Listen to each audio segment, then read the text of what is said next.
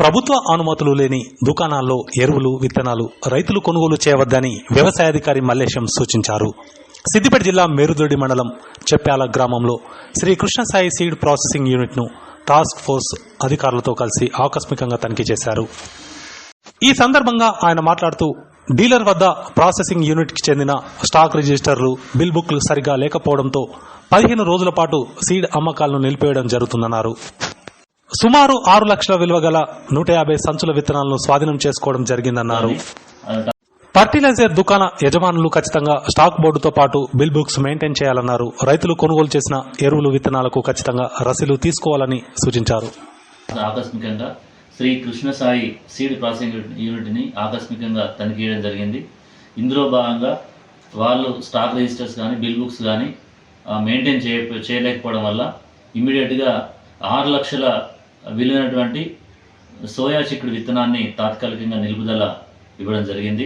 2 task force మరియు వ్యవసాయ శాఖ కలిసి ఈ 15 రోజుల లోపు వాళ్ళు ఈ రెక్టిఫైయబుల్ ఏదైతే స్టాక్ లిస్ట్ కానీ, బిల్ బుక్స్ కానీ సరిదిద్దుకోవాల్సిన తప్పులు ఉన్నాయి కాబట్టి అవి సరిదిద్దుకోకపోతే ఇమ్మీడియట్గా లైసెన్స్ క్యాన్సిల్ చేసుకోవడం జరుగుతుంది.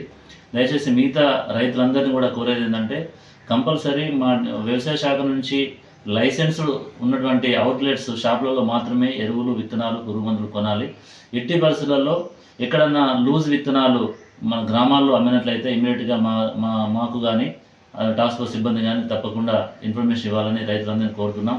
కంపల్సరీ విత్తన దుకాణాల్లో విత్తనాలు కొన్నప్పుడు, ఎరువులు కొన్నప్పుడు, పురుగు మందులు కొన్నప్పుడు తప్పకుండా బిల్లు, రసీదు తీసుకోవాలి. తీసుకొని ఆ పంట అయిపోయేంత వరకు కూడా ఆ రసీదు కాపాడుకోవాలి.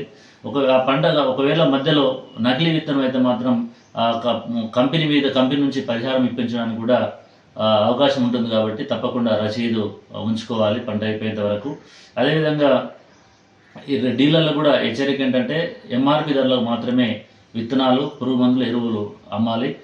విత్తన చట్టం ప్రకారం కానీ, పురుగు మందుల చట్టం ప్రకారం కానీ, ఎరువుల చట్టం ప్రకారం కానీ డీలర్లు నిబంధనలు అతిక్రమించినట్లయితే చట్టరీత్యా తప్పకుండా చర్యలు తీసుకోవడం జరుగుతుంది.